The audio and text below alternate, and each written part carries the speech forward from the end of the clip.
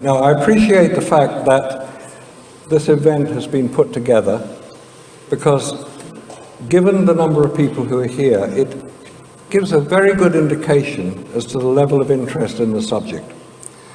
The Apollo moon landings.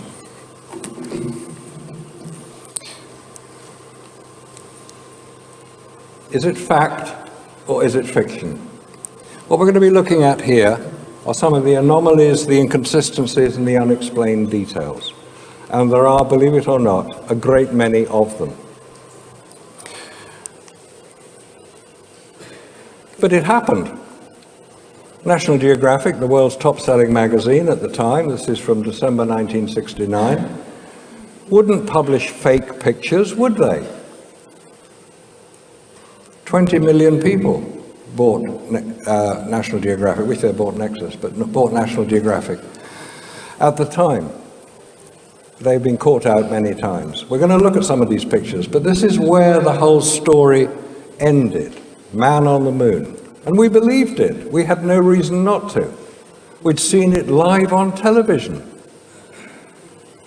which is one of the most remarkable achievements in scientific history, to transmit live television pictures 240,000 miles and get them picked up and transmitted around the world live. Has it ever happened since? No, it hasn't. If there are any TV or radio engineers, they will know the power required to transmit a television or radio signal, and it's measured in kilowatts, i.e. thousands of watts. Not the power that was carried on Apollo, which was 3 at the most kilowatts. Anyway, this is where it began. Nikita Khrushchev on the right, Yuri Gagarin, who we're told was the first man to orbit the Earth. There's a doubt about that, but I won't go into that now, because there's a lot of doubts about some of the Russian achievements in space. Anyway, he was recognized as being the first man to orbit the Earth, and he was feted around the world. What is not generally known, because a lot of this information you've got to dig out, you've got to find where it is and put it all together. I've spent the last 20-odd years trying to do this. What is not generally known is that the week before Gagarin's flight, which was April the 14th, 1961, another flight had taken place, and it was reported by Bruce Jock Gardine, who was the Moscow correspondent for the Daily Worker, and a stringer for various other newspapers. There were various reports of another flight which took place.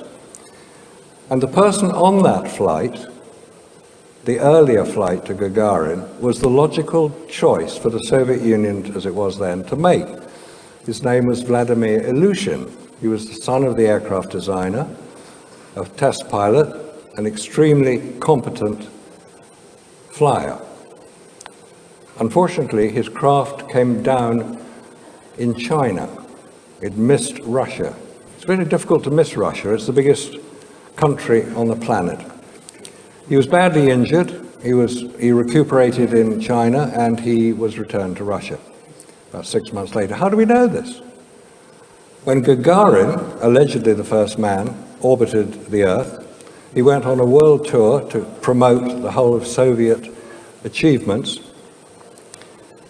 And the diplomatic circuit, one group of people did not attend any reception. That was the Chinese. Did they know something that is not generally known? Right. 6 weeks after Gagarin's flight, President John Kennedy stands up in the Joint House of Congress and makes his famous speech, "We will land a man on the moon before the decade is out and return him safely to the Earth." 3 weeks earlier to that was the Bay of Pigs fiasco. Kennedy was by this time a marked man in intelligence circles. So what else was going on? You have to view this in the context of its time. Project Apollo, 1961 to 72, or 75 in some cases, where the Apollo-Soyuz link-up happened. There's a great deal else going on. The Cold War, the space race, the Cuban Missile Crisis in October 62, when the world was going to end. We'll not get into the whole business of nuclear explosions, which can't just take place any old where. They have to be properly targeted, but that's another story. Kennedy was assassinated. The Vietnam War was ramping up. Kennedy was trying to withdraw American troops from Vietnam. President Johnson, within a year of Kennedy's death, had increased their number by 10 times. By the time they withdrew from Vietnam in 1974, 58,000 Americans were dead, alongside 3 million Vietnamese. That is the price we pay in this world for incompetence. The student riots against the Vietnam War, people were literally being killed in the street because they were protesting. It was very, very violent times. Robert Kennedy was assassinated, Martin Luther King was assassinated. America was falling apart. It needed a distraction. Here was the distraction. Land a man on the moon before the decade is out. Wonderful. Kennedy, by this time, was now dead, so we had to America had to fulfill their president's challenge. America, a very can-do nation, they decide to put their mind to something, they will achieve it. Or if they can't achieve it, they will make it appear that it has been achieved. So the American space program started with Mercury, 1 man in space, Gemini, 2 men in space, in low Earth orbit, that's 200 miles up. The Apollo moon landings, Skylab, again, low Earth orbit. The Space Shuttle, low Earth orbit. The International Space Station, it's still up there now, low Earth orbit. The Orion craft, that's Apollo 2.0. We'll come to that later.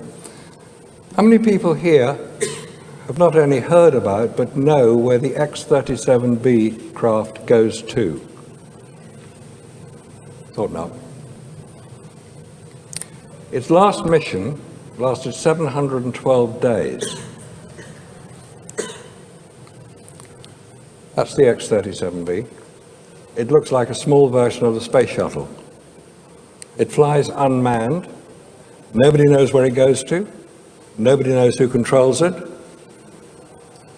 Nobody really knows who pays for it. Nobody knows what it does. But 712 days in space, that was the 4th mission. The 3rd one was 515 days. So let's not have any more stories about you can't keep secrets. Nobody knows what the X-37B does. It's secret. The secret is kept. If people are charged with keeping a secret in the interests of national security, they keep it because they're honorable people. If they agree to do something, they will do it. Now, if you're going to fly to the moon, you need a bit of kit to do it in. The first piece of kit you need is a rocket. We know those exist. 360 foot high, the Saturn V rockets. You need a lander to land on the moon. You need a spacecraft to get from Earth to the moon. It's not very far, you can see the moon. So you need a spacecraft in which you're going to have your own temperature and pressure controlled, because in space there is no pressure and humans can't survive without pressure. You've got to have a lander to get onto the lunar surface, so you've then got to come off the lunar surface again. That was in 1969 all this was happening. We're now in 2018 and they can't do it again. What's going on? Where's the technology? Oh, we lost it. Come on, give us a break. You don't lose technology that works. Did they lose technology that didn't work? The technology that lands man on the moon, 50 years later, we're nowhere near going anywhere near the moon again. It just doesn't add up. In 1927, Charles Lindbergh flew the Atlantic solo for the first time. 50 years later, jumbo jets were crossing the Atlantic on a regular basis. That's progress, that's human progress. In 1969, man lands on the moon. 50 years later, doesn't come anywhere near the place. Here's a bit of a mystery. This is the Gemini 6 craft, just landed. What's this? Wouldn't that have got burnt off if it came back through the atmosphere at searing temperatures? It wasn't carried to the craft by the frogmen who were there to help the astronauts out. It's a bit of a mystery. If you go to the moon, you want to take photographs. This is the camera that was used to take the photographs on the lunar surface, the Hasselblad 500 EL, electric motor drive camera. Top right hand is the picture of the camera, and notice it had on the front of the lens a polarizing filter. You can't use a polarizing filter without a viewfinder to see if you've got it lined correctly. But it didn't have a viewfinder on this camera. The middle picture is the camera you can go into a shop today and buy. Hasselblad are very, very good cameras. It's mainly the lens that is so good. On the left is Neil Armstrong with his camera attached to his chest, and on the right is Alan Shepard, similarly equipped. There's no viewfinder on this camera, because if you're wearing a spacesuit, and if you go outside here into the hall, you'll see a very good representation of an Apollo spacesuit. If your camera is attached to your chest, which they were, you can't put your head anywhere near the viewfinder, so you can't use it, so they took it away. So there's no mirror, which is the thing you hear when you take a picture, it goes up and down, clicks. It's got a shutter on the front of the camera, shutter button on the front of the camera. You can't see it from inside the spacesuit, and the only way you can see if you've taken a photograph is with a little dial. Top left, there are 3 dials. The one that counts the number of pictures is the middle one. But you can't see that from inside your spacesuit either. But we'll see some of these fantastically brilliant, iconic photographs that this camera and the people operating it took shortly. This was a replica of the Lunar Hasselblad camera, which was borrowed by a television company who I was being interviewed for a few years back. So I took the opportunity to photograph it. Very few people have actually seen this camera. It's no secret. Hasselblad UK have got it there. They'll lend it to you if you ask them very nicely.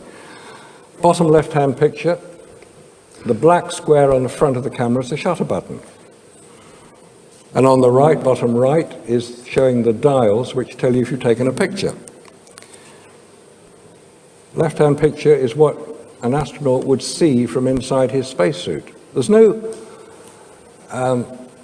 exposure meter on this camera. You've got a little chart on the top of the camera that tells you where the sun is and what the shutter speed, the aperture. This may all sound extraordinarily antiquated because we're all used to digital cameras. This is 20th century. This is a film camera. Film takes photographs, it records images very differently from digital images. That's a key point to know. On the left, the 2 pictures, one is photographed, the top picture is photographed at eye level, eye up here, and the bottom picture is taken with the camera at chest level. The point of those pictures is to show the relative position of, in this case, a fence behind. The higher you are, the higher will be the horizon in the picture. It's a matter of optics. It happens on the moon, it happens on Earth, probably happen on Jupiter and Saturn and Uranus when we get there. But on the moon and on Earth, the lower the camera position will be, the lower will be the horizon. It's a key point. We'll come back to that later. If you're going to go to the moon, you may as well practice. And this is what they did. They built models. Bottom left picture are various scale models of the lunar surface with a camera track. Anybody who's worked with film will recognize that as a tracking camera position. Very logical. You set the camera going at one end and you bring it towards the surface of the moon, so you've then got a film which you can project outside your simulator to show an astronaut what it would look like as he approaches the lunar surface. Of course you're going to do that.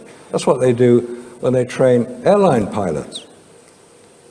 Airline pilots will be able to land at Heathrow because they can see what they presume is Heathrow outside their window. It's film. This is normal simulator position. On the right-hand side, top right, very detailed pictures were taken of the lunar surface by the Lunar Orbiter craft, and they were recreated on a very large-scale model of the moon. The middle right-hand picture is the moon before it became a large model. There's nothing secret about any of this. Forget Area 51, forget some secret studio in Nevada or Arizona or wherever they have. There's nothing secret about any of this. This was all being filmed. A lot of people knew it was happening. There's nothing unusual about it.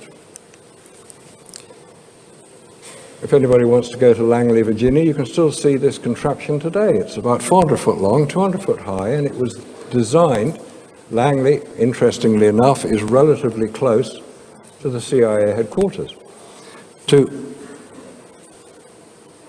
bottom left shows what would happen if you remove 5/6 of the weight of the lunar lander in this case, so you could simulate landing on the lunar surface. Again, no secret about any of it. Right, let's go off to the moon. This is a famous Saturn V rocket, designed it looks rather like a V2 rocket, because it was designed by the same man, Werner von Braun, who was a SS major. He brought with him a lot of his technical staff. Hermann Obarth was one. There were a lot of Germans who worked for it. There's nothing wrong with the Germans working for it, but let's not hide the fact that they were Nazis. 360 foot high, 99% of the weight, of 3,000 tons, is fuel. At the top of it is the little capsule on which the astronauts sat. They had to be in that capsule, because if the rocket unfortunately exploded on the launch pad or didn't return to Earth correctly, you couldn't then have 3 live astronauts. That was the premise of the film Capricorn 1. All right, when the rocket clears the tower, and until it splashes back down in the Pacific, there's only one source of information about what is going on. The National Aeronautics and Space Administration, or Never a Straight Answer, or Numerous Anomalies and Scams Abound, or the National Academy of Space Actors. Take your pick. If you're going to go into space, you've got various challenges to overcome. You've got to build the Saturn V rocket. Those existed. Those worked, as far as we know. The key point about the Saturn V rocket is it used, this is technical, it used the F1 engine, so-called, that's just the way it was because there was another engine in it called the J2. The F1 engine was the most powerful rocket engine ever built. It's not even being considered for the Space Launch System, which is the new system, because guess what? America has to buy its rocket engines from Russia. They don't even have the technology to build, let alone test, rocket engines. But they worked on the Saturn V rocket. So why did they then, when they built the space shuttle, have to go a completely new set of engines? Again, a mystery. It doesn't make sense. Now, if you're going into space, you've got to overcome 3 things: the heat, the radiation, and the vacuum. What is the temperature of space? Space has no temperature. There's nothing in space to have a temperature until you put it there, like a spacecraft, or the Earth, or the Moon. Then it will have a temperature.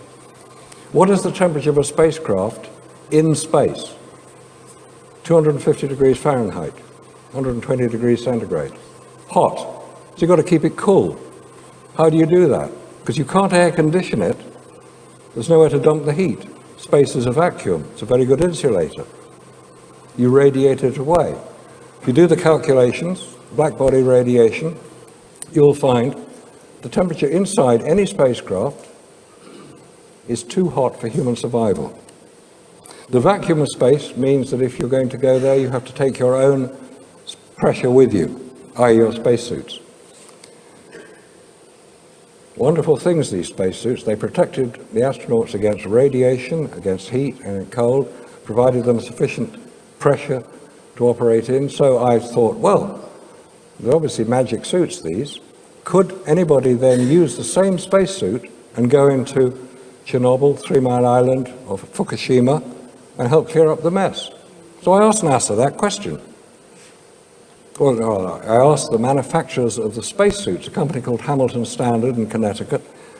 I said, could these same spacesuits be used? And they said, you better ask NASA because we didn't put any radiation protection in the spacesuit. What? There's no radiation protection in the spacesuit, and yet we know space is full of radiation. NASA still haven't replied. Because you'd think it would be a logical thing to do. Right.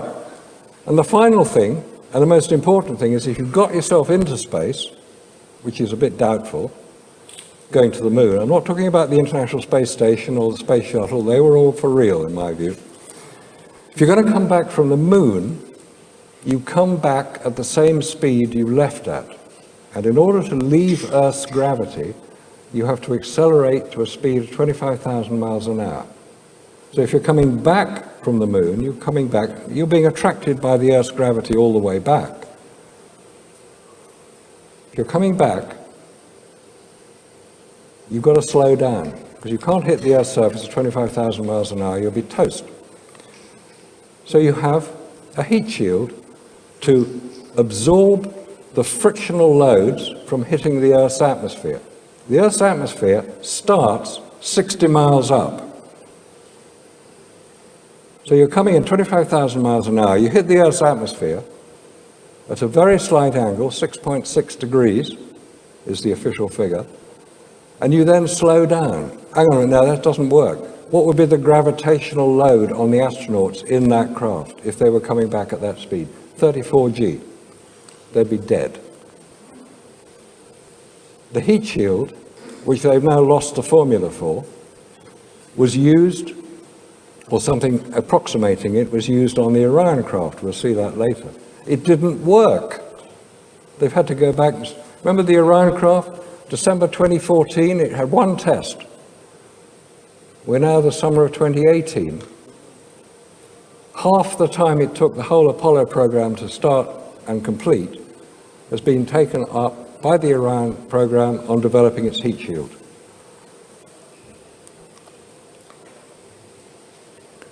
The radiation in space is severe. If we didn't have the protection that we do on Earth, the Van Allen radiation belts, which are held in place around the Earth by the Earth's magnetic field, deflecting radiation generated by the sun, solar particle events, deep space, galactic cosmic rays. If we didn't have that, this wouldn't be a habitable planet. We wouldn't be able to survive. We're not designed to survive in radiation. Let's get to the moon. Great photograph that. It's supposed to be the photograph which started the whole ecology movement, the whole movement of protect the Earth. We saw it for the first time for what it really is, a beautiful place floating in this inky blackness of space. So let's protect it. It's fair enough. But was that photograph taken from lunar orbit, which is what we're told? Because here's the craft they were supposed to be flying in. This is the interior of the lunar lander. Notice the controls. You may recall, if you studied it as obsessively as I have and as other people have, there was an alarm went off as they were descending. This is Apollo 11, Armstrong, Aldrin, Collins was still orbiting the moon in his lunar command module. Armstrong had to take over manual control of the landing of the spacecraft. There had been an alarm, 1202 alarm, which is actually a radar overread. And here are our heroes, Armstrong on the right, Aldrin on the left. And that was the control panel. Okay. If you remember, there was a fairly well-known piece of film, which is a commentary. The voice you hear is Aldrin reading out feet down, feet across, so that Armstrong could ensure that he had control of the craft. How could you hear what he was saying? There's a 10,000-pound thrust rocket 3 foot below them, slowing them down. There are 4 adjusting rockets alongside them. Ah, they're wearing their spacesuits. Of course you can hear them. Really? Would you operate a computer keyboard, which Armstrong is doing, between the two of them? There's a computer keyboard into which he had to enter numbers and various commands, because he was doing this manually. Would you operate a computer keyboard with armored gauntlets, because you can't wear half a spacesuit, you've got to wear the whole thing, gloves, helmet and boots. The gloves are armored. They're pressurized. Would you operate a computer keyboard with those conditions if your life depended on it, which theirs did? I think not. Anyway, they got to the moon, so this is the circular argument. Well, of course they got to the moon. We got the photographs to prove it. You just go and ask them. They'll tell you we got to the moon. This is what it looked like. Yeah, right. Anyway, let's have a look at the photographs that they took. This is Armstrong taking the photographs. Don't forget, his camera had no viewfinder. He had to manually set the shutter, the aperture, and focus it. It was a film camera, not a digital camera, and he had no exposure meter.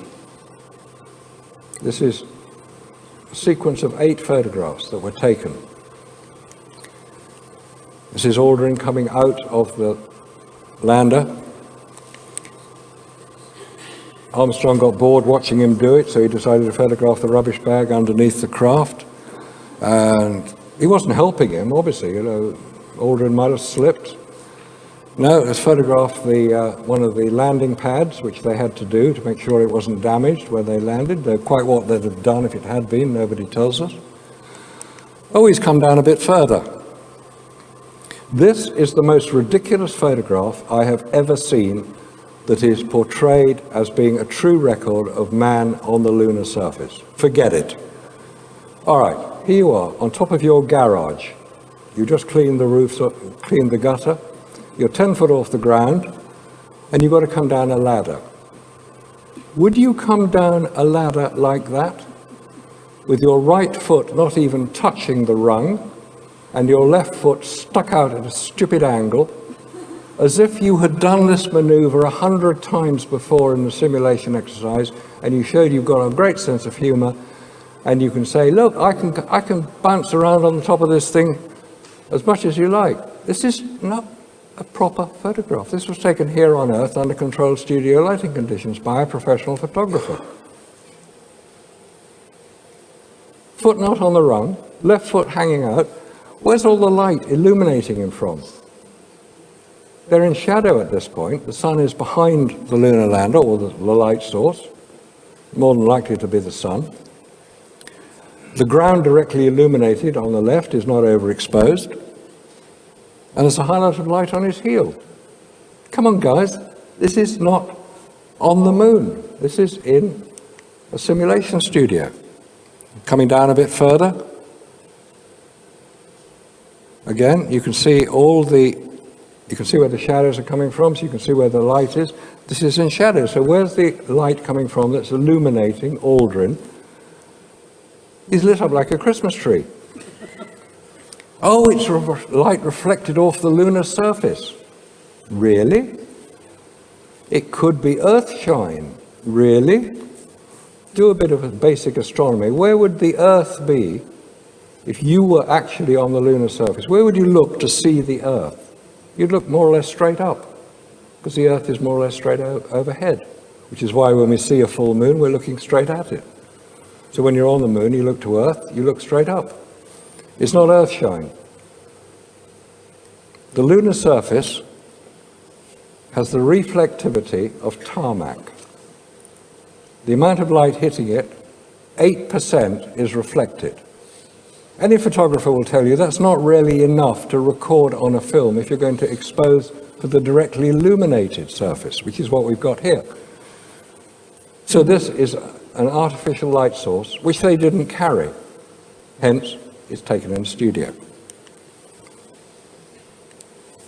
His feet are right inside one of the pads, which is very dark, but there are highlights of light on the heel. Where did that highlight come from? It couldn't possibly have come from this special reflective lunar surface, which all the Apollo fanboys keep moaning on about. And if you've read any of the websites which say that people like me need to be hospitalized, you'll see those sort of explanations, which are ridiculous. Clavius.org is one, Brauniag is the other. There are several websites where you can go and read refutation of everything I say. Not everything I say, because they don't refute half of it, actually. Those are the 8 pictures in sequence. And any photographer who's used a camera and had a contact sheet, for those who are not familiar with the term, a contact sheet was you take the whole roll of negatives that you've just exposed in your camera, and you print them on one sheet of paper so you can see the sequence in which you took them. That's what contact sheets were used for. You would then... Sorry? Like that. Sorry. Oh, wow. Sorry about that, guys. I hope you haven't missed much. Come and see me afterwards if you need questions. Dear, oh dear. I'll get the hang of this one day. Right, 8 photographs, contact sheet. This is the sequence they were taken in, and the reason I question it is because they didn't do any bracketing, which is exposure slightly higher, slightly lower. They didn't take duplicate photographs, which is what you'd expect. That's normal photographic practice. If you use a digital camera now, you can take as many photographs as you like, and if you don't like them, you just zip them away. With film camera, they're a permanent record. You can go onto any website. I use the Lunar and Planetary Institute website, and you can see them all in sequence. Then this is the key point. They should, if they're in sequence, you can then read what the photographer was doing as he took the various photographs. And we come now to the footprint on the moon. Oh, wow. Man must have been there to leave a footprint, mustn't he? If you think I'm being a little sarcastic and cynical, you're right, I am. Because we have been fooled by this ridiculous story of man landing on the moon, which was a political event. Nothing to do with science. It was all to do with the military and political. We'll come back to a little bit of that later. Right, footprint on the moon. How did he take this photograph? He had a camera on a chest. Did he take the camera off his chest and point it at his foot? How did he know it was in focus? How did he know it was the right exposure? And he took one picture. Forget it. On the moon, or assuming that this is the moon, on the moon, particles of lunar surface will not adhere to anything that has arrived from Earth. Because this is one of the footpads of the lunar lander. When you heard the Aldrin saying, kicking up some dust, you'd expect it to be flying around all over the place, but it hasn't landed in the pad, which is a bit odd. What's going on? This is the only photograph of Neil Armstrong, allegedly, on the lunar surface. Have you seen another one? You see them of Aldrin, you don't see them of Armstrong. This was taken by Aldrin, because they only had one camera they used, which is again odd, because they had one camera each, but they only chose to use one. The point about this picture is look at the flag. Look at the position of the flag. It is virtually below the horizon. The Sea of Tranquility, where they allegedly landed, is supposed to be flat. There are no hills. So the flag is more or less below the horizon level, which indicates a high camera position.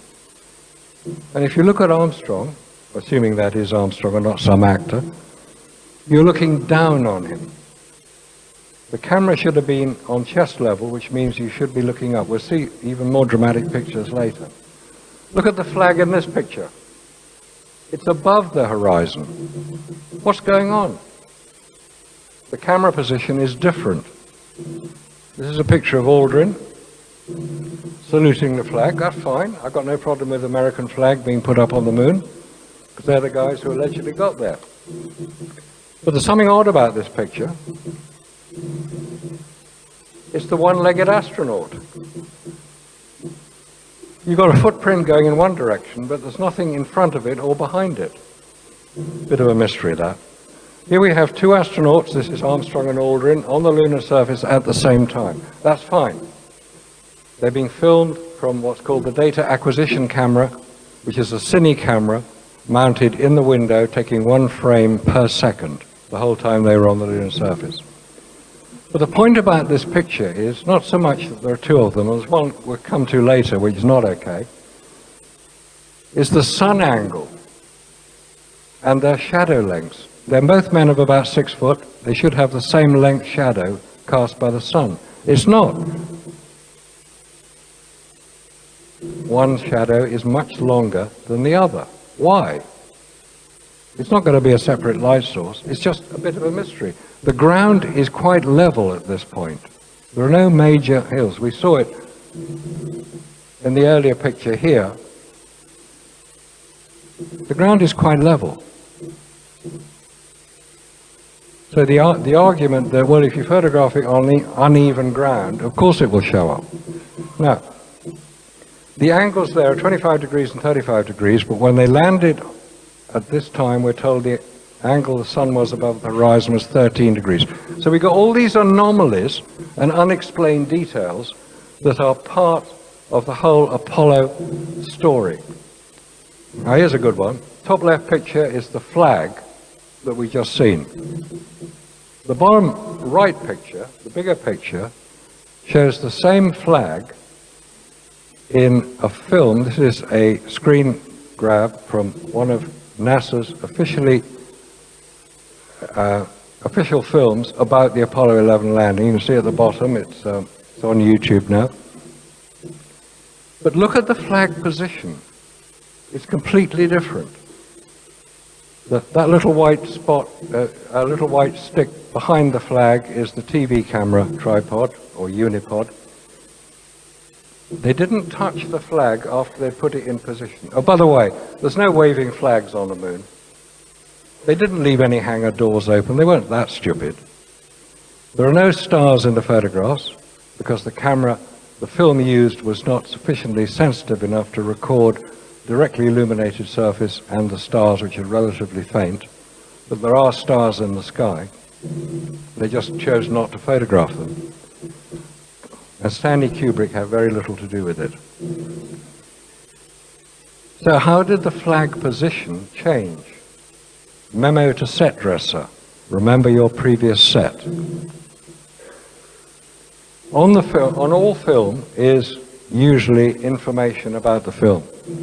When it was shot, the subject matter, the cameraman, and on all the Apollo films, you get this little chart showing who was involved. But look at the date, top of the screen. These are two from the Apollo 11 series. 11th of July is 5 days before the official launch of Apollo 11. Launched on July the 16th. Did they shoot everything before they left? That's what it appears. The photographer here is a chap called Gynes. He did work for NASA until about 10 years ago. There is an inspector, photographic inspector called Jones. So you've got all these anomalies which don't add up to the truth. They add up to disinformation. Camera position again. Where's the camera position here? It's above the astronaut. What on earth is going on in those two lights on the left? There is lens flare. In the center of the picture is the shape of the Hasselblad shutter, which is inside the lens. And you do get lens flare of that shape, but you don't get highlights of light and enormous, great sort of streaks in the background, unless they just didn't airbrush out all the warehouse in which they shot it. Here we have Man on the Moon, one of those iconic photographs that we're all told is evidence of man's great ability to travel in space and survive. Oh, wonderful. Wow. Isn't it great?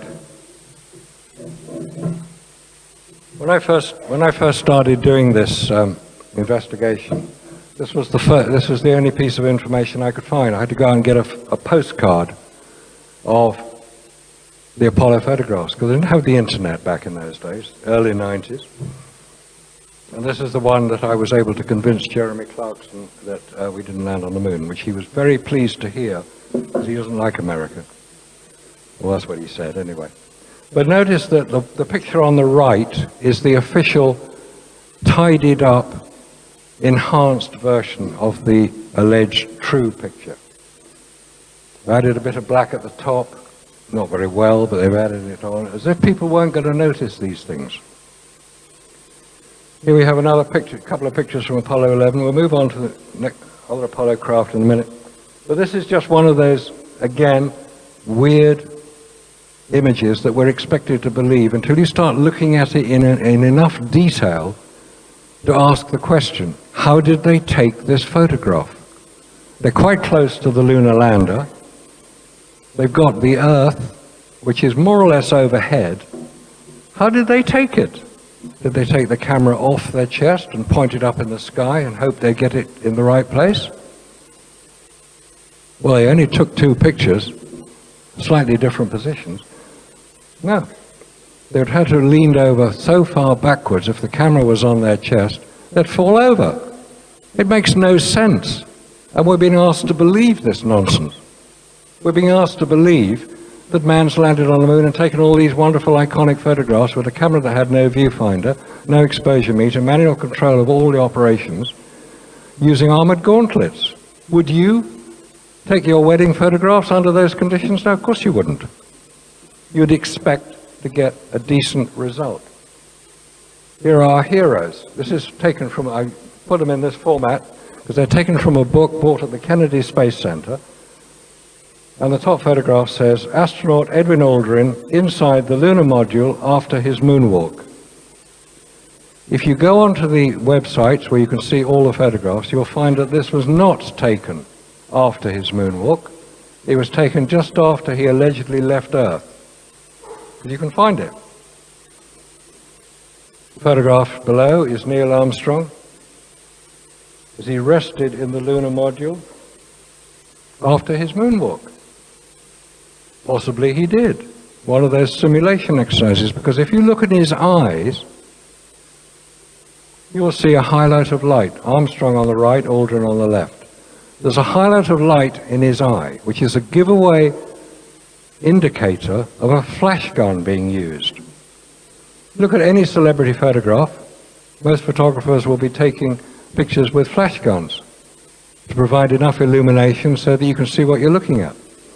If you look at the eyes, you'll see a little highlight of light in the eyes. It's the telltale giveaway. But they didn't have any flash guns in Apollo, in the Apollo craft.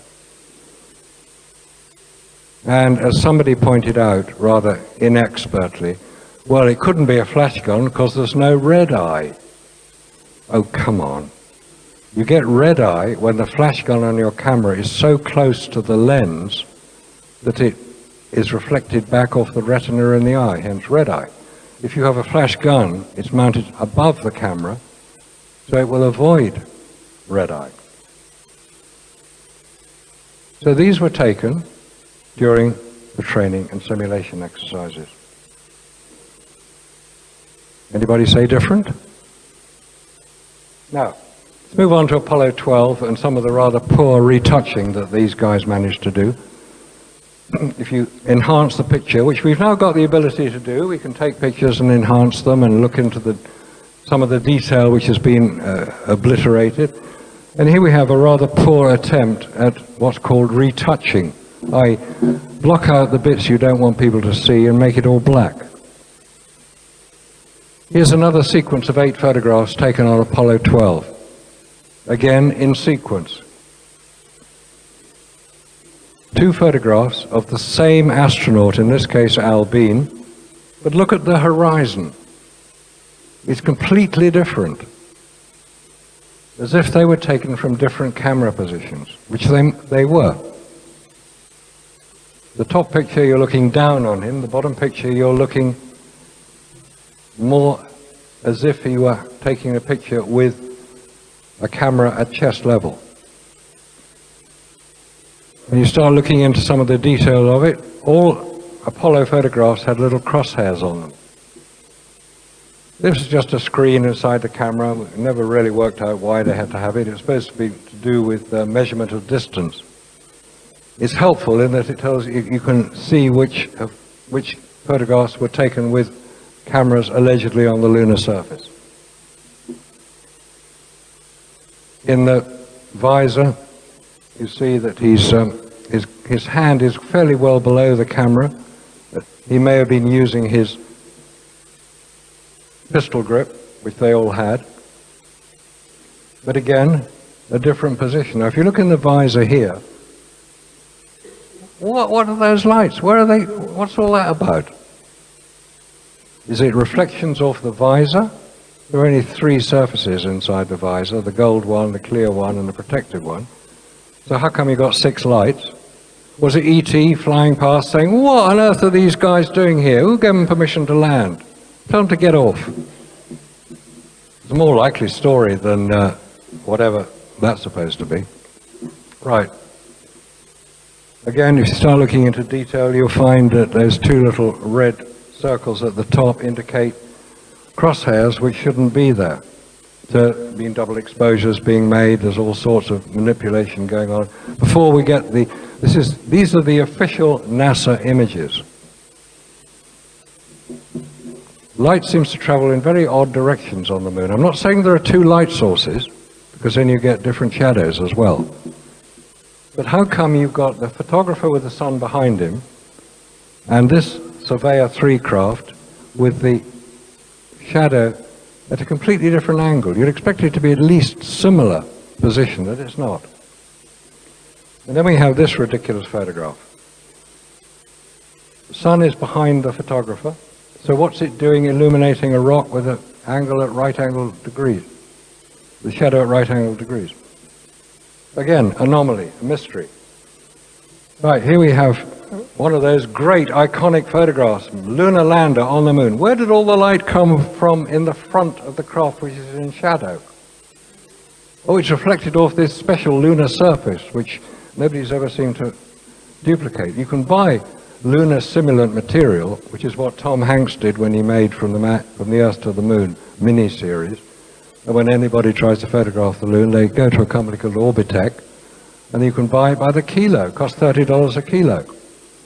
You can get simulated Martian soil. You can get it from anywhere. How do we know it's anywhere near the same? How do we know they're not using it here? Right, here we have one of the great ridiculous pictures of all time. We've seen quite a few of them already. We flip this one over for this reason, that this is Apollo 14, where Alan Shepard, who was the commander. Oh, by the way, the commander of the mission, in this case Alan Shepard, could land the craft. But Ed Mitchell couldn't, because he hadn't been trained to. Buzz Aldrin hadn't been trained to. Al Bean hadn't been trained to.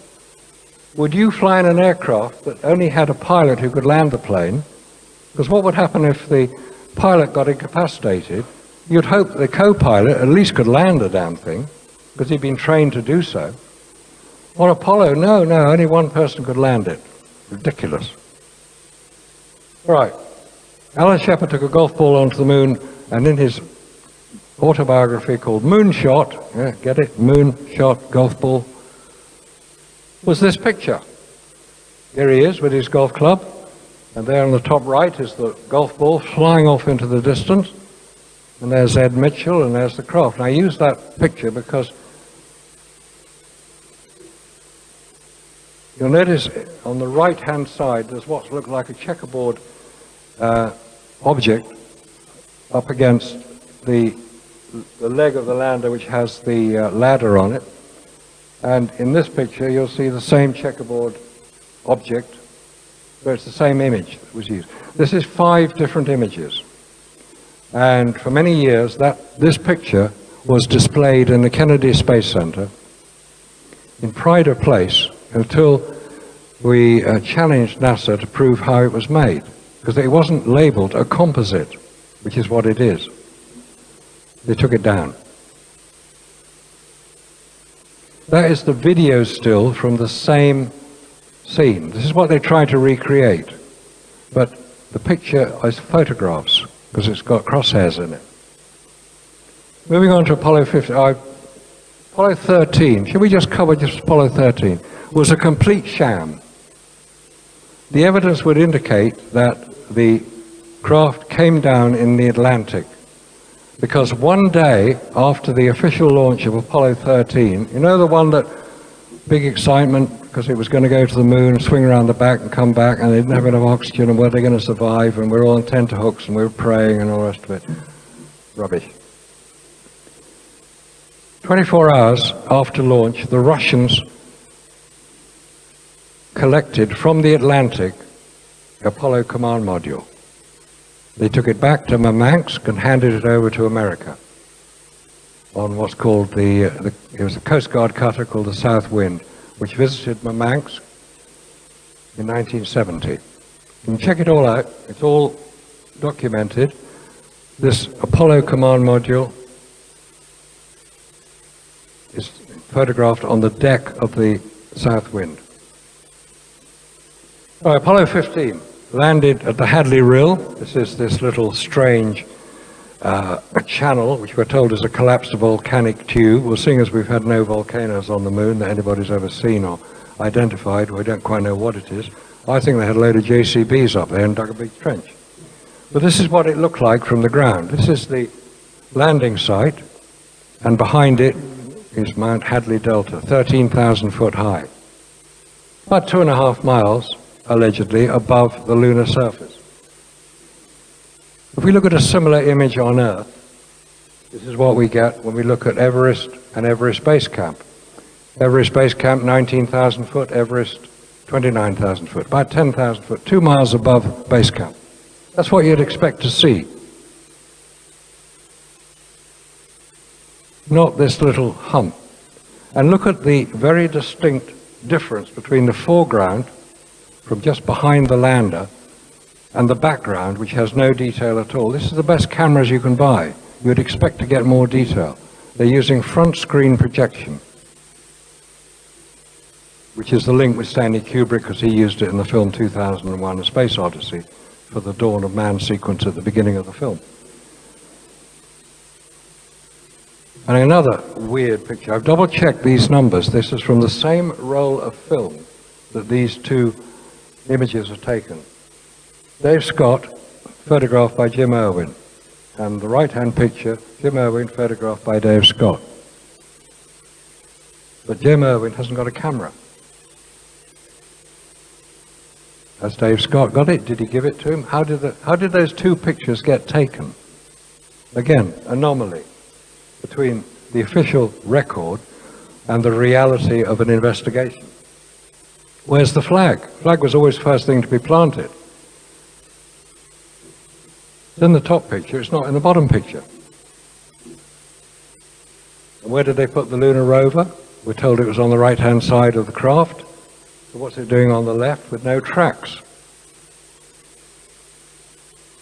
This is the Apollo 17 landing site. They landed more or less in the middle of this Taurus Littrow Valley, which is a reasonable place to land, a bit dangerous possibly, but they managed to land. It's about 5 miles across, so there's plenty of room. But look at the length of the shadows. The sun is quite low below the horizon. It's a normal choice of the Apollo landers. They wanted to land in good shadow definition places. But where are the shadows in the background? And if you look at an equivalent photograph from Apollo 11, you get the terminator. That's the difference between dark and light. On Earth, we call it dusk. On the moon, it's fairly clear-cut. It's a termination between sunlight and darkness on a circular body. So is what would happen. So where is it on Apollo 17? Any astronomer here can tell me. I'd love to know, because I've never got an answer to that one. Oh, love this. Apollo 17, Jack Schmitt, Harrison Schmitt, used to be US Senator, he should know better. Taken by Gene Cernan. Right, you've got your mate, you've got the US flag, and in this case you've got Earth. Try to recreate that here on Earth. Use anybody you like, stick a flag in the ground, and try to get the moon in at the same time, with the flag pointing at the moon. It's very difficult. I've tried it.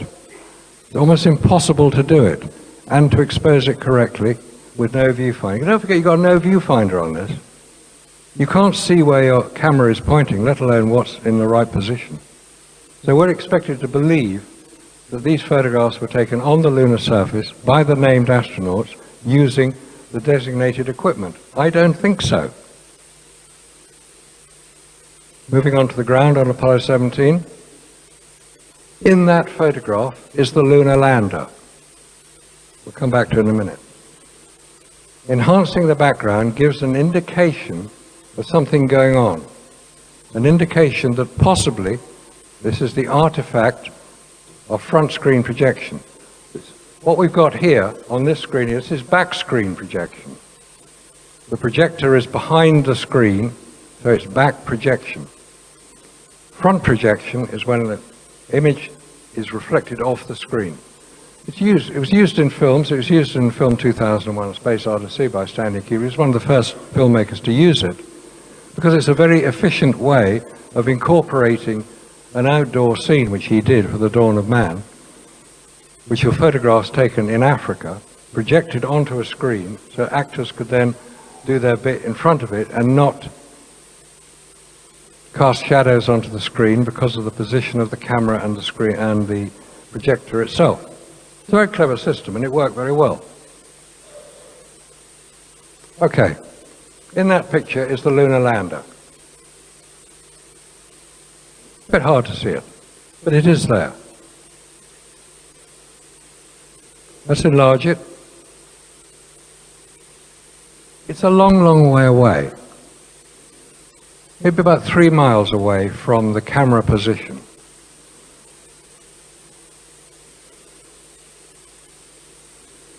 This takes a bit of reading. The center picture is the one we just looked at.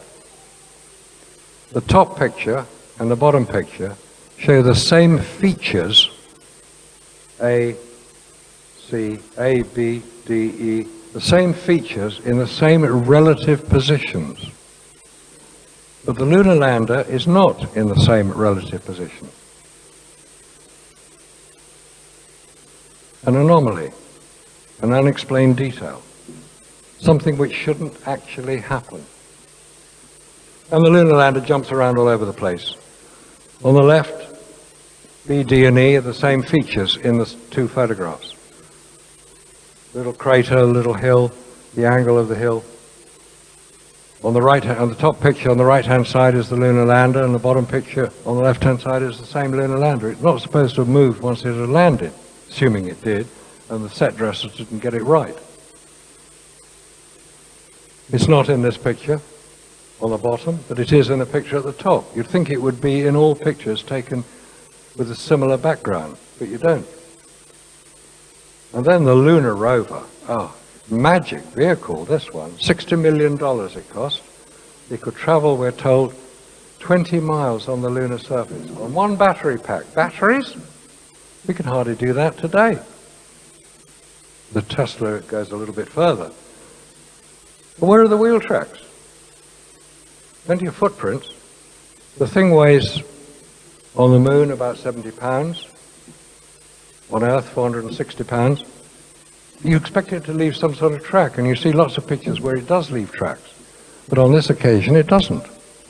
Is it a model? That's more likely to be the case. You can take a close-up of it, but you don't want to move it too much because it would leave tracks, but it hasn't left them. There's a chap in the seat driving it here.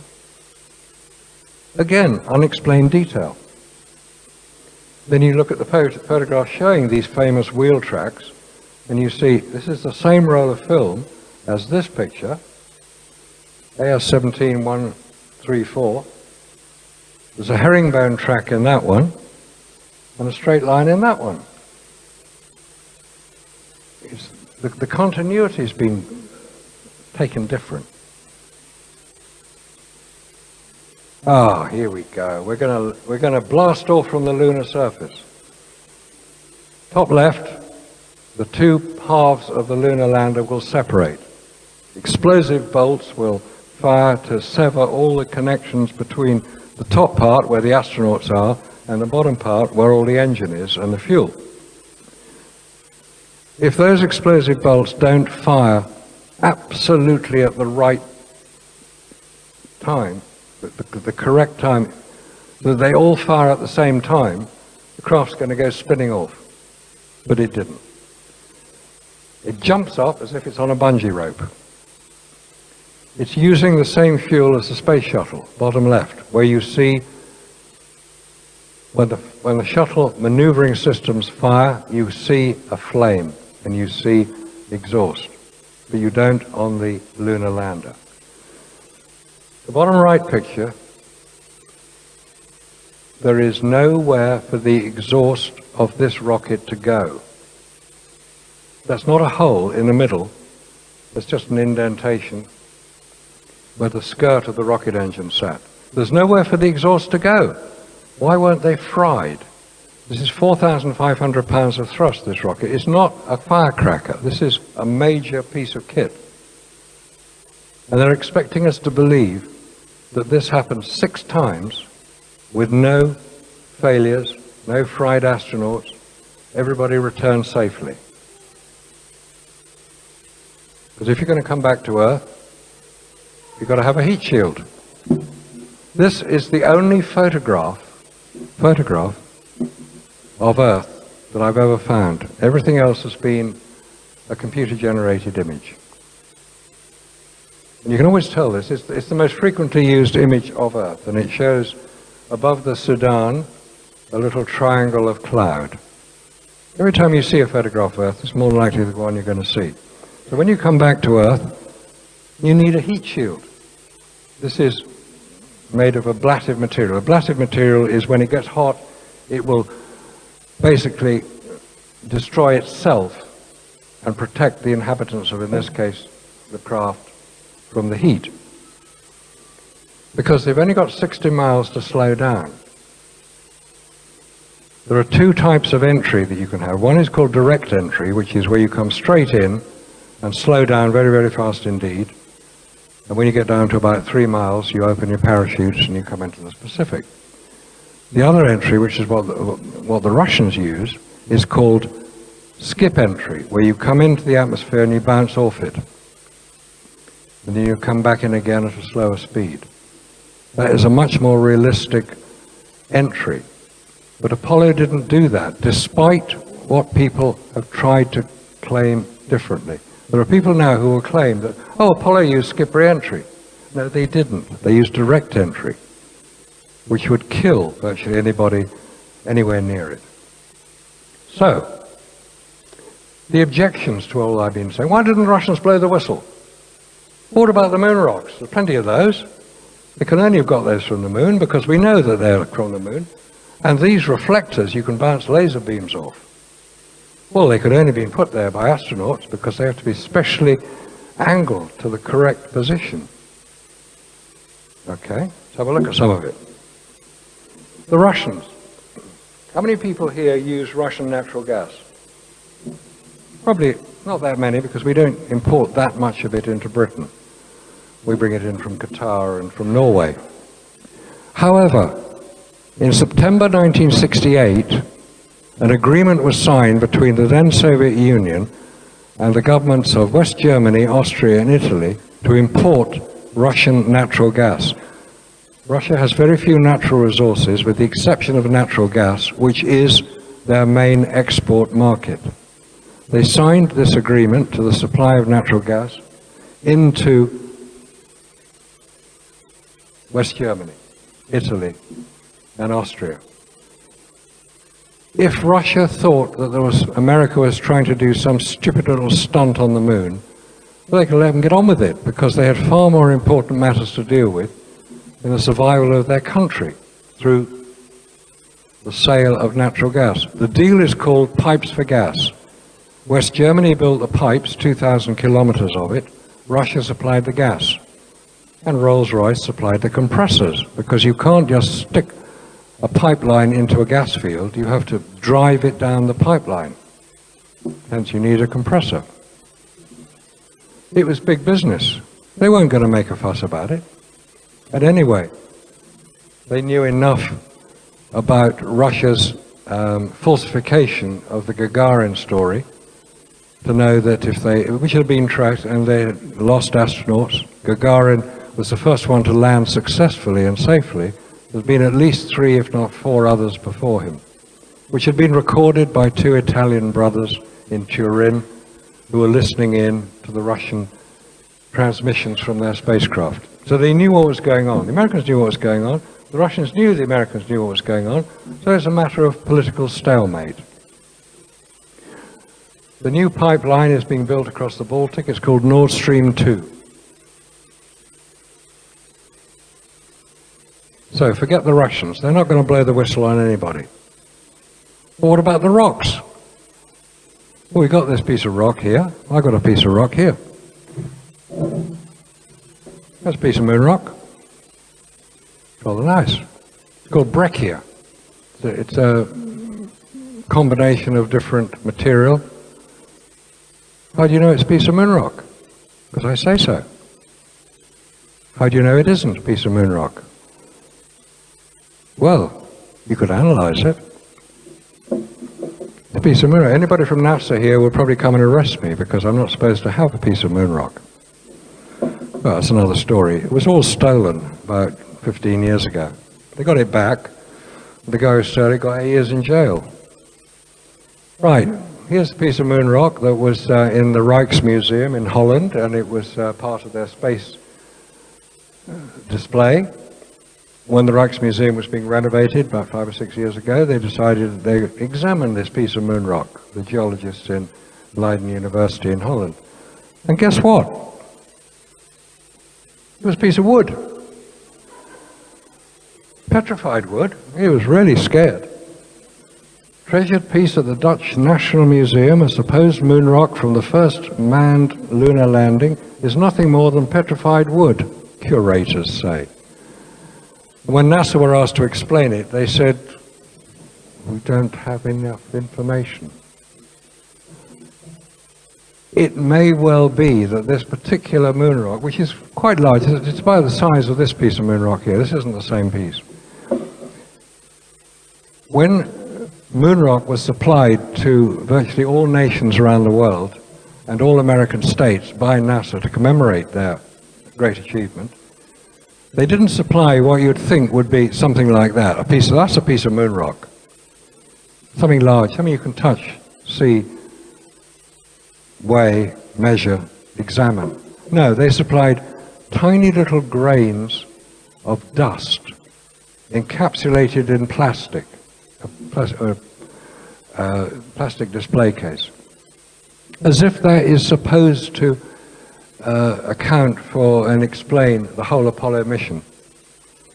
So it was a piece of moon rock, but it wasn't. It was a piece of petrified wood. So what else have they falsified? Ah, you say, no, they photographed the Apollo landers on the lunar surface. Here we have Apollo 11, 15, 16, 17, and 14 on the lower picture. Wow, this is fantastic. What a great achievement. This is something we can now all dismiss, these crazed conspiracy theorists who claim we didn't land on the moon because the evidence doesn't support it. Because we've got the evidence that they did. No, they didn't. They're still lying to us. And I've heard of Photoshop too. In order to show anything, you need a whacking great arrow pointing at basically a white blob and a little black mark. But no, if you enlarge Apollo 12, you can see the footprints. You can see the astronauts' footprints on the lunar surface. How wonderful is that? Oh dear, they still think we're stupid. How come the footprints are as wide as the lander? This must be a giant that landed on the moon. If your footprints are the same width as the lander, which is 20 foot wide, he's a big lad. So the intrepid descent stage, that is the lander. Surveyor 3 is the unmanned craft we saw in an earlier picture. All you can see is a little white blob. Let's have a look at an aerial photograph. This is the London Eye, photographed 10 years ago by satellite, 400 miles above the Earth's surface. And you can see on the London Eye the individual pods, and in a car park in the top left you can see individual cars. And if you really look at it, you can even see if they've got a sunroof. This is what you expect to see from a decent satellite image. Not that. This was taken 30 foot above the lunar surface by the Lunar Reconnaissance Orbiter in 2009 through the vacuum of space, which would have no discernible effect on the quality of the image. And yet we're expected to believe that that is the best that can be produced when this is also perfectly capable of being produced here on Earth. Come on, NASA, get your act together, at least use decent equipment. And why is the NASA picture in black and white when they had perfectly good color cameras. Because 60 years earlier, they were photographing the Copernicus crater, which is in the center of the moon, about slightly to the left of center. This is what you expect to see. This was taken with the unmanned lunar orbiter craft. And this, we're told, is an impact crater. No, it's not. It's not an impact crater at all. There are impact craters on the lunar surface. This isn't one of them. This is 60 miles across and 2 miles deep. That's not how impact craters work. This is an impact crater, meteor crater in Arizona. The diameter of a crater created by an impact is 8 times, the diameter is 8 times the depth. So this is about 4,000 feet across, about 500 feet deep. The Seddon crater, by the way, is what happens when you let a nuclear bomb off underground. It creates a nice deep crater. Glad they're not doing that anymore. So what we're looking at on the lunar surface is not impact craters, not the big ones. In my view, they are electrical discharge craters. By the close passage of an electrically charged body, i.e. another planet, possibly the planet Venus, which is recorded as having passed close to the moon and the Earth in historical times. Again, that's another story. But on the lunar surface, photographed by the lunar orbiter in 1966, before anybody had landed there, is this strange object. I don't know what it is. There's one at the bottom, which is a big one. There's one at the top, which is a smaller one that's traveled a bit further. They've rolled up out of the crater across the lunar surface. When NASA were asked to explain it, they said, oh, that's easy. They said, this is rocks dislodged by moonquakes. Well, if that's the case, why didn't it dislodge any of the other ones? There are plenty of rocks around.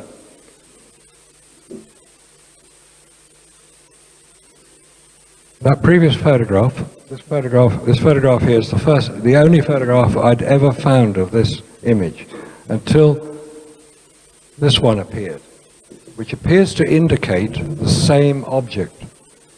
But the track is slightly different. It could be the sun angle is different, but if you put them together, yeah, they do look similar. But nobody's ever tried to explain it, or nobody's ever been, I don't know what it is. Could be a rock rolling along, but a rock does not leave a track like that. If you roll a beach ball across a sand, it'll leave a track that is narrower than the diameter of the ball itself. These tracks are the same width as the object making them.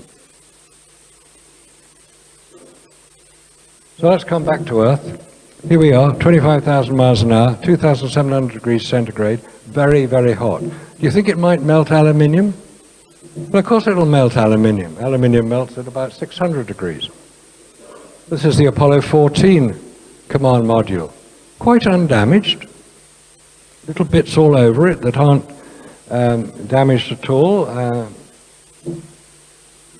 This is the Apollo 2.0, the Orion craft, which is covered in heat shield. The whole thing is covered in heat. Why?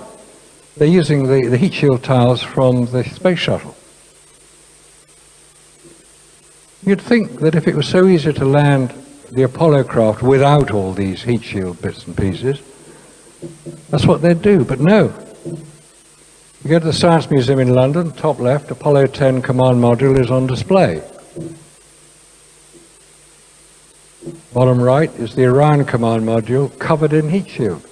NASA are beginning to find that the Apollo myth that they believed for so long is actually detrimental to future space travel.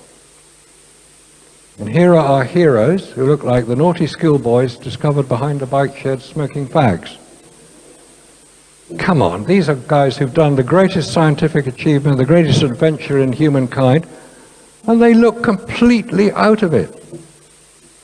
They look bored, they look embarrassed. If you've been asked to lie to the world, you might look a bit embarrassed. Aldrin on the left, Armstrong in the middle, Collins on the right. famous question asked by Patrick Moore, who was at that press conference. Could you see stars from space? Armstrong's answer was so non-committal, you have to think he wasn't there in the first place. So has anything been learnt from Apollo? Orbiting the moon with unmanned satellites appears to be simple, straightforward. That's not a problem, unmanned satellites, because you can protect the internal working of the satellite. It's called hardening against the radiation. Landing astronauts on the moon and returning them safely to the Earth, that is the really hard part. Because reaching the moon isn't actually that difficult. It's getting the astronauts back alive. That's the hard bit. So what was Apollo all about? It was occupying the high ground, demonstrating to anybody who cared to take notice, yeah, America are pretty good at occupying the high ground, which is low Earth orbit. Then you control the world. Who controls the world? I'm at astronaut 4 on this one, bottom right.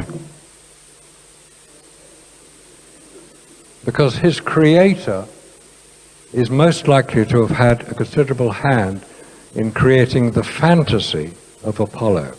That is what Walt Disney could do, create fantasy.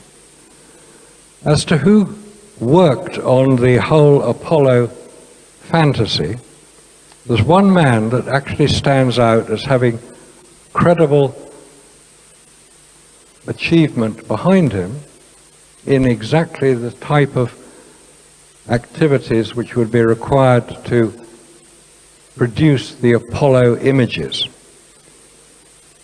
Because if you're experienced in using models, radio-controlled, motion capture, periscope cameras, i.e. you're filming miniature models which when projected onto a screen look as if they are real, there's one man who stands out above all others, and this is possibly the link with Kubrick. It's his special effects director, Douglas Trumbull. He did the special effects on 2001, he did the special effects on Back to the Future, on Close Encounters of the Third Kind. If you look, he's still alive, I believe. He's still working. He's trying to spot UFOs using advanced camera equipment, so he's on the right track. But he's a man who had enormous expertise.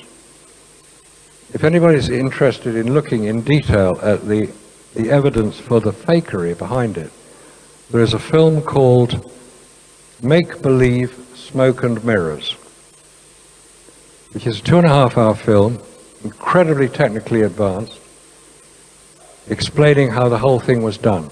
There's one problem.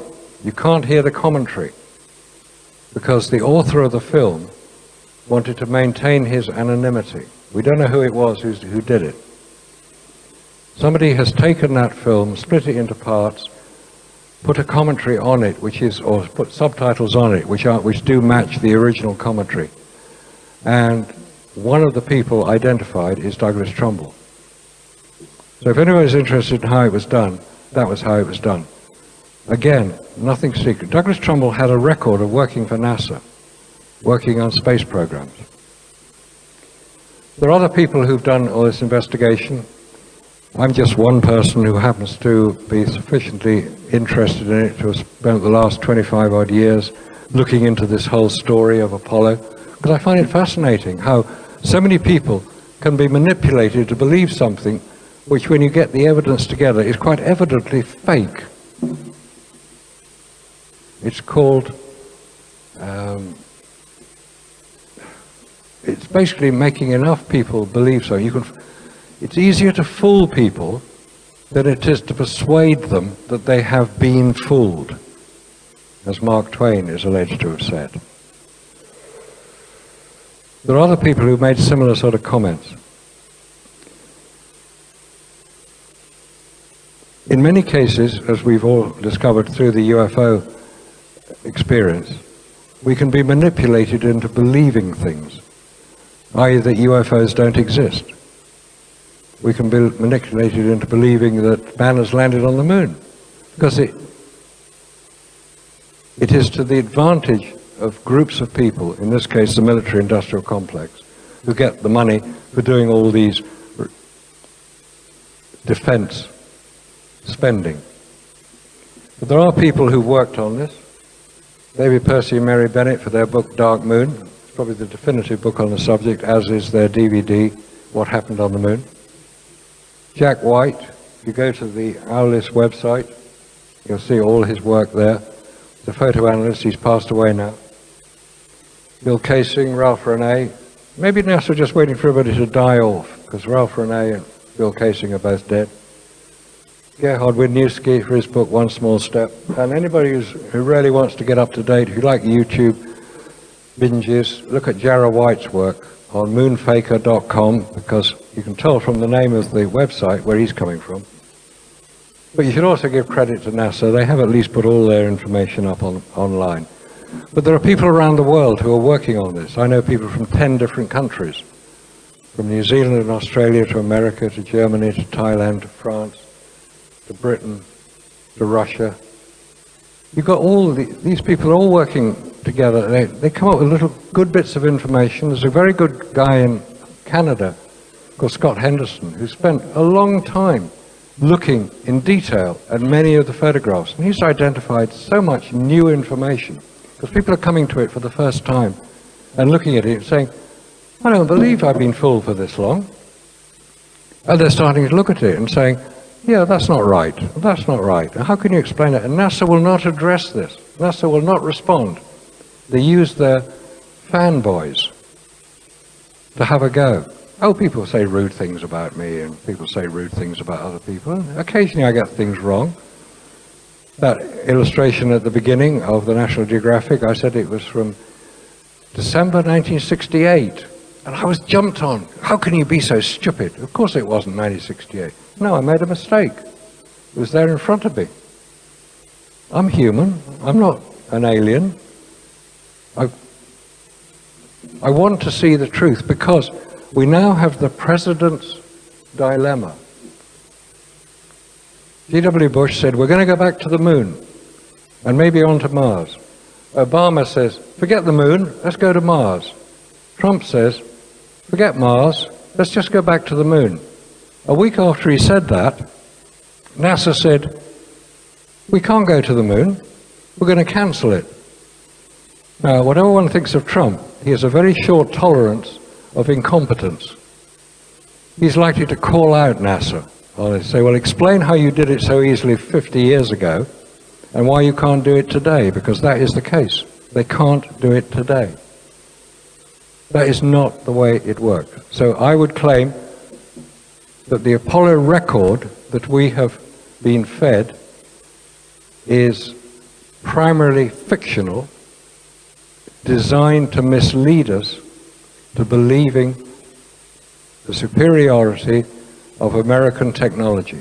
Now, American technology is very good, there's no doubt about that, but not in this case. The real leaders of space technology are the Russians.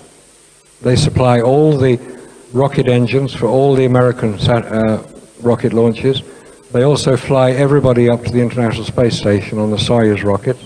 America can't do it, Britain can't do it, France can't do it, China can't do it. The Russians are well ahead. They've had the last laugh.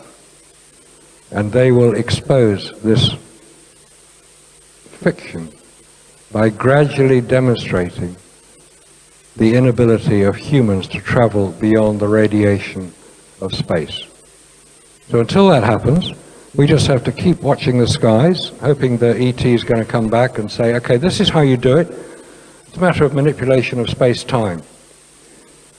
Anybody has heard of white powder gold, you'll know that white powder gold is one of the ways it's used to manipulate space-time. It's also a superconductor. It's worth looking into that. We're on the verge of breakthroughs now, which is going to revolutionize space travel. But until that happens, we've got to live with the fiction of Apollo. So until we get the truth, I thank you for your attention. I thank you for your interest. I hope you found it sufficiently persuasive that you can now argue the case that nobody has landed on the moon. Until then, thank you very much.